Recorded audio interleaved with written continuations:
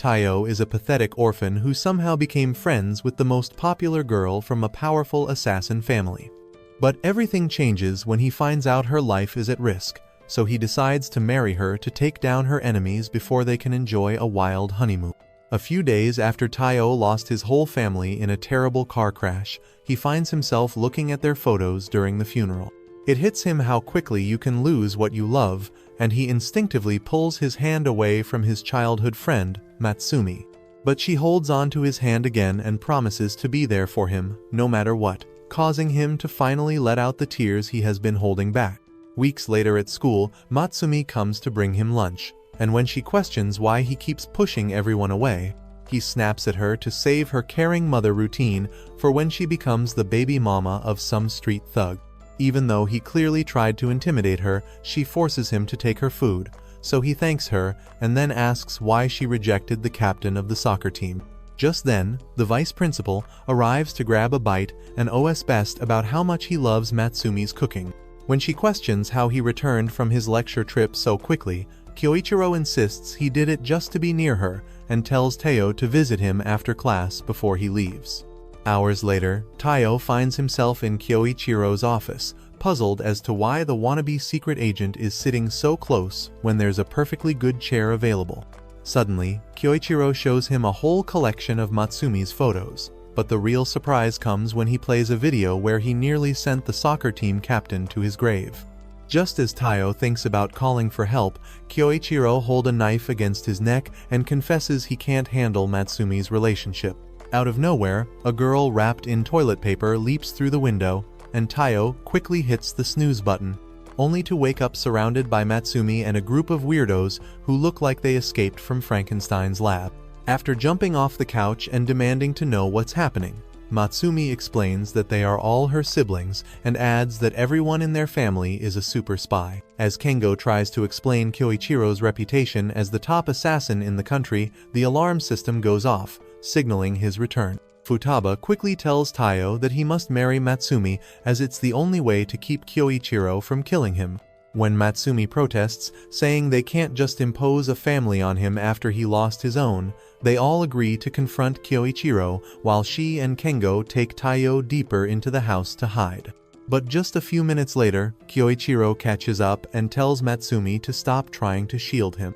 After she and the dog attempt to fight back, he uses his iron webs to trap them and reveals Kengo's disguise, which was meant to make him look like Matsumi. He then insists that Matsumi drop her disguise as Taiyo and accept that he is the only one who can protect her. Just when she seems ready to accept his twisted obsession, Taiyo emerges from the painting, declaring he is prepared to marry her.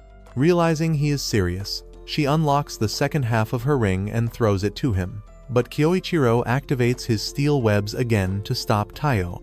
Nevertheless, Taiyo manages to slip through and grabs the ring, officially becoming Matsumi's husband, just as the others arrive to congratulate him on joining the family. The next morning at his place, Kyoichiro also welcomes him into the family with another murder attempt, followed by a torturous dance session using his iron webs. Luckily, Matsumi arrives just in time to intervene, but then Kyoichiro suddenly grabs both of them and leaps out the window to escape a deadly bomb that obliterates the entire house. When Taiyo asks if that was his way of saying good morning, Kyoichiro reveals that it was actually an attempt on Matsumi's life before ushering them into a limo. He then informs Taiyo that her life will always be at risk because, unlike the useless NPCs he typically associates with, she is the current head of their family and is about to take charge of the underground world of assassins and spies. Kyoichiro elaborates on how their lineage has been filled with supernatural beings over the centuries, except for one very ordinary family member that appears in each generation, who ultimately passes down the gene that produces the next generation of powerful assassins.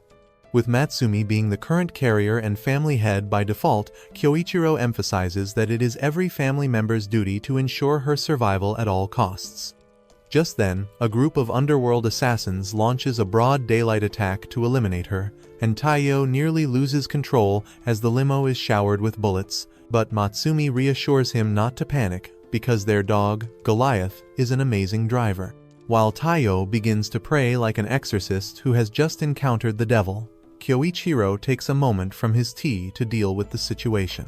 After using his iron web skill to turn their foes into human barbecue, he jumps back inside and informs Taiyo that a serial bomber is targeting Matsumi before assigning him his first mission, which is to keep her alive for a full day. He then explains how the bomber likes to announce his plans on Twitter and hands Taiyo a gun, promising to reunite him with his family if anything happens to Matsumi. As Taiyo spends the rest of the day searching the entire school for anything suspicious, he starts to notice how much attention Matsumi pays to her surroundings and becomes even more committed to keeping her safe. However, just a few minutes after lunch, he temporarily forgets how to act like an antisocial weirdo and takes a piece of chocolate from his friends before reality hits him again.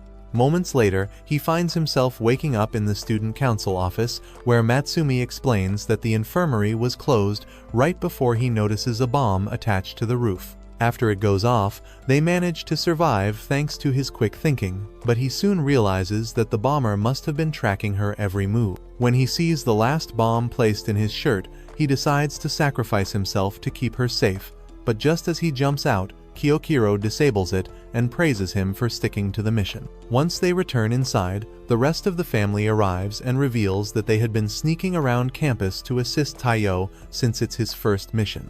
Shinzo then captures the bomber, and Kyoichiro wraps him up with the bomb before launching him into the sky to create a firework display for everyone. After spending the night at Matsumi's family mansion, Taiyo goes to Futaba's room to thank her for her hospitality and to ask for training so he can truly protect Matsumi when the time comes. When she tells him to stop thinking he can ever reach their level, he insists he's ready for anything, so she shows him a glimpse of her powers by spinning him around like a rag doll. She then offers him a chance to experience their family's special training, but says he must live with them for a whole month first. He readily agrees to this since he's technically homeless, but after nearly getting impaled by a trap in the floor, she apologizes for not warning him that the entire mansion is a giant death trap that could send him straight to the cemetery if he doesn't get strong quickly. The next day, he attempts to snooze a bit longer by ignoring the alarm clock, but nearly turns into human-flavored bacon when it goes off. At breakfast, just moments later, he asks Matsumi how she has managed to live without powers, and they all explain that the mansion's computer system doesn't attack family members who are accepted. Suddenly, he starts whining about a stomachache, and when he finds out they add a little poison to every meal to help build tolerance, he rushes to the bathroom only to encounter a futuristic security system. After 3 weeks of struggling to survive, he begins to understand the Death Mansion, which shocks everyone since it took them at least a couple of months to adapt to the traps. One morning during breakfast, he asks Matsumi to pass the milk as usual, but after just one sip, the poison hits him, so he dashes to the bathroom while the others try to prevent Matsumi from feeling guilty about nearly ruining his insides. Just then, they hear Kengo calling out to him and discover him unconscious by the door, prompting Nanao to quickly take him to the lab to ensure he's alright. Once he wakes up and insists he's perfectly fine, Futaba tells him to stop pretending and pulls off the fake body he got from Kengo, saying she already knows he's been getting help from the others to make it look like he's been getting stronger on his own. She then shows her disappointment in Nanao for allowing him to do something so reckless, and when he tries to take the blame, she adds a concussion to the list of issues, and tells him he needs to take it easy before handing him a book from when she started her training. Just a few days later, he fully recovers thanks to Nanao's medical skills and even manages to solve the code in the bathroom, leading everyone to celebrate him before his ring suddenly starts glowing. When they see it, they explain that the mansion has accepted him as part of the family, so Futaba agrees to begin his assassin training since he has shown he is worthy. As the next week starts, while walking to class with Matsumi, Taiyo senses a baseball coming right for her head and catches it without looking, making the baseball coach think they might have finally found the answer to their long-standing failures. Hours later, they head up to the roof for lunch. However, he notices the strange look she's been giving him and asks if he did something wrong. She warns him to be cautious about how he uses his skills in public, explaining that all the girls have started calling him a Walmart ninja because of his stealthy movements. Later that afternoon at home, he joins her in the family office to tackle a mountain of paperwork. When he questions why she's the only one handling it, she reminds him that she is the head of the family, then notices that Kengo forgot to include a specific attachment for their weekly reports. Moments later, they reach his room and are almost knocked out by the overwhelming smell of his huge laundry pile, and he pops his head out from the top to ask what they need. Mutsumi then questions why he always acts like he forgets the report, and he responds by pulling out his lunch, telling her to handle it herself if it's so important. Taiyo quickly tries to locate the report himself so they can finish it, but then Kengo leaps out of the laundry pile with his magnum swinging around, claiming he doesn't deserve the stress of work. When she tells him to keep ranting while wearing pants, he reminds her that just a few years back, she used to play in the bath with him before she turned into a middle-aged Karen stuck in a villain's body. This really pushes Mutsumi to her limit, so she decides to teach him a lesson. But he quickly uses his cloning ability to trick Taiyo and dashes out of the room. However, Mutsumi opts to lock down the entire mansion to ensure he can't get away. Meanwhile, Shinzo has just begun a secret mission to infiltrate a counterfeit money operation. But after he secures the plate they use to print the fake bills, the alarms in the building start blaring. Back at the mansion, Mutsumi and Taiyo are starting to think about giving up since they've searched everywhere. But then they spot him hiding inside a painting. Taiyo immediately tries to catch him and ends up being too quick for Mutsumi. But after she catches up and realizes he escaped into a hidden vent, she gets frustrated and turns off the lockdown. She then decides to look for the report with Taiyo, but as soon as they enter his room, she slaps a cuff on his wrist and tells him to drop the disguise. When he asks what she means, she tells him to stop pretending because he definitely captured the real Taiyo and put on the disguise to make her lift the lockdown. After she points out that Taiyo would never enter a room before her, Kengo drops the disguise and admits that she isn't the slow-witted little sister he used to play with. Later that day, she serves Taiyo a tasty meal, and he thanks her for finally giving him some normal food before the crazy amount of cyanide in it catches up to him. Just then, he hears the phone ring and decides to pick it up, only to have his eardrums shattered by Shinzo's yelling. After Mutsumi switches to a video call, he pleads for help because he just ran out of ammo at the worst possible moment. She tells Taiyo that he's a cowardly man-child who doesn't have any guns and insists he needs to help out. A few minutes later, Taiyo enters the building. But as he searches for Shinzo, a guard notices him and starts interrogating him while pointing a gun at his head. Thanks to the weapons training Shinzo provided, Taiyo manages to disarm the guard and knocks him out, then takes down the other guards in that area. Once he locates Shinzo, the gun-obsessed weirdo is hugging a pistol. But then, all the goons in the facility arrive, so he gets back into action and takes them out like a crazed version of John Wick. However, while trying to escape outside, Taiyo gets shot in the thigh. After he collapses, the sniper threatens to blow his brains out if Shinzo doesn't give up. As soon as Shinzo drops his gun, Taiyo throws a fork at him, which he uses to wreck the sniper's rifle before taking him down. While he ends up carrying Taiyo home, a detective named Seiji discovers the facility and attempts to interrogate the only guard Shinzo left behind.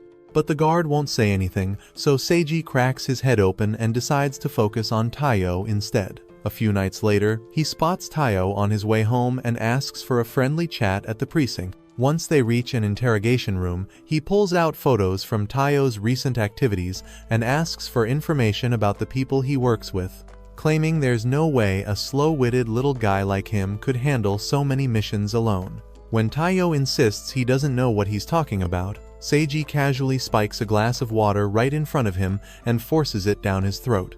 But for some reason, Taiyo was already prepared for that. After he gets rid of the water, Seiji tries to hit him with a hammer, so Taiyo jumps back and lands on a pile of bodies. As Seiji threatens to smash his skull, Taiyo still refuses to reveal anything about Mutsumi's family, saying he'd rather join his parents in heaven. Seiji decides to fulfill his wish. However, after he breaks through the wall, Kyoichiro appears and tells him to halt the test. Taiyo quickly asks for clarification, and Kyoichiro reveals that Seiji is the one who covers their tracks in return for their assistance in his twisted fantasy of being a crazed version of Batman. After stating that he didn't think Taiyo would last 2 seconds, Seiji attempts to ask Kyoichiro for help. But the creep who loves his sister claims he has an urgent mission and leaves. The next day in class, Taiyo feels an odd wave of tiredness wash over him just before Kyoichiro enters and announces he will be substituting for their first lesson. As soon as he begins teaching, Taiyo tries to catch some sleep and nearly gets his third eye opened by a supersonic piece of chalk, but manages to dodge it at the last second. Kyoichiro then uses Morse code to inform him that he must stay awake for the remainder of the class, even though it feels like his eyelids weigh a ton. After explaining that he needs to master the half-awakened state to ensure he can fight at any moment, Mutsumi joins their Morse code conversation and tells him to stop trying to turn Taiyo into a killing machine. Suddenly, he releases a special gas that puts everyone to sleep. Fortunately, Mutsumi had her gas mask handy, so she stays awake and continues to try to stop Kyoichiro. When Kyoichiro sees Taiyo's head drooping, he attempts to attack him with one of the chalks again, but Taiyo activates the half-awakened state to defend himself. Kyoichiro then spends the rest of the day training him to master this state. However, later that night, Taiyo ends up frightening Shinzo with his wild sleepwalking. A few nights later, Shion finishes a 3-day gaming binge and tries to catch up on some much-needed sleep. But a creepy hacker suddenly breaches her firewall, prompting her to get back up to ensure she doesn't expose any sensitive information. In just seconds, she accesses the hacker's system and attempts to shut everything down, but the hacker narrowly escapes with a bunch of Taiyo's photos. The next morning, she drags herself out of her room to inform Taiyo and Mutsumi about the incident, but after assuring them there's nothing else to worry about, she starts to wonder how the hacker managed to get in since only family members have the access key to bypass the firewall. Moments later, while walking to school, Taiyo narrowly avoids a sudden attack and spots the creepy hacker following them, so he bolts with Mutsumi and hides in an alley to set a trap for her.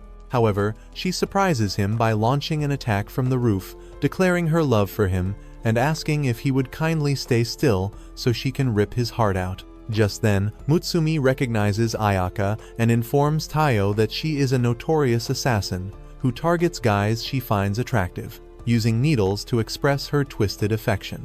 When he questions why she would want him, she insists it was love at first sight when she first saw a video of him on the dark web.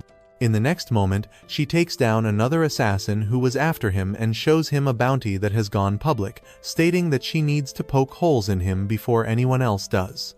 After he calmly declines her offer, saying he needs to stay alive for Mutsumi, Ayaka tells her to thank Kyoichiro because, although he was the one who gave her the passkey to steal files on Taiyo, he made her promise not to harm his precious sister. She then shows off a small fraction of her abilities and promises to be back before running off. The very next day, she joins his class as a new student and immediately resumes Operation Murk My Crush. However, despite spending the rest of the week trying to ambush him, he easily evades all her attacks and starts acting like she doesn't even exist at a certain point. That all ends one afternoon in class when she suddenly decides to turn everyone into mindless zombies. After they all pin Taiyo down, Mutsumi tries to defend him, but then the assassin from the alley shows up to get his revenge. The next moment, Mutsumi shoves her away and almost takes a bullet to the head before Taiyo uses his stun gun to knock out the assassin. Ayaka then asks why she would save her and Mutsumi claims it is because she is happy someone else can see how amazing Taiyo is. This causes Ayaka to instantly become obsessed and leads to Taiyo becoming the third wheel during their walk home. Days later, Nanao calls Taiyo in the middle of his workout to tell him about his current mission to neutralize a top-secret bioweapon capable of ending all life in a small city. When Taiyo asks if he plans to take out the scientists working in the lab, Nanao explains that his mission is just to make sure the poison bomb never sees the light of day. He then proceeds to swallow it and tells Taiyo to come get him out of the lab, because his body shuts down whenever he activates his poison-destroying abilities. A couple minutes after he loses consciousness, Taiyo finds the lab but gets suspicious when he sees that most of the guards have already been knocked out. The next moment, he sees two assassins named Sui and Oga and immediately prepares himself for fight. However, Sui explains that they are elite government spies sent to destroy the lab, and Oga immediately starts glazing, because Taiyo has apparently become a celebrity in the underworld. After he decides to help them take down everyone else in the lab, they finally find Nano. But when Taiyo runs over to check on him, Oga attacks and tells him to stay back because they have to murk Nanao to make sure the poison never gets out. The moment Taiyo steps in front of his body to fight them off, Sui unleashes a supersonic skill that destroys his gun and leaves him paralyzed with countless cuts across his entire body. He then promises to make Nanao's final moments painless, but he wakes up at the last moment and promises Sui that the poison has been neutralized. After he shows him a poison patch to prove it, Sui decides to spare him and hands over a special ointment for Taiyo's wounds before saying that it would be pointless to save such a pathetic weakling. At the mansion the following day, Kyokiro decides to slow-cook Taiyo for bringing shame to the family, but Nanao and Mutsumi show up just in time to save him. When he tells them to stop and says he actually deserves to be punished for having a negative effect on the reputation they have built in the underworld, Kyokiro tells him to stop thinking a talentless, nobody can make people stop fearing him. He then offers to spare him if he manages to redeem himself by becoming better than Sui. On a train days later, Sui notices him and claims he could sense the lack of aura a mile away. After Taiyo admits to being a weakling and says that he plans to tail him until he learns enough to get stronger, Sui tells him to give up because he will never be able to keep up with him. As soon as they get to the stop, he activates his light speed skill to move without detection. But Taiyo quickly figures out a way to keep up, so Sui shreds off his clothes to keep him occupied. Despite that, Taiyo spends the following weeks tailing him and Oga on every mission and refuses to give up despite getting his nuts exposed more times than he can count. Days later, he finally manages to make it to the end of an entire day with his clothes still intact. But then Sui decides that it's time to end their freaky game of tag. After promising to make it quick, he charges in. But Taiyo surprisingly stops him in the middle of the attack because the countless strip-downs helped him master the flow of Sui's slices. He then yeets the fun-sized shredder to the other side of the cemetery, causing Sui to accept that he actually has potential. As Oga starts cleaning up his wounds and commends him, Sui decides to stop treating him like a complete waste of existence.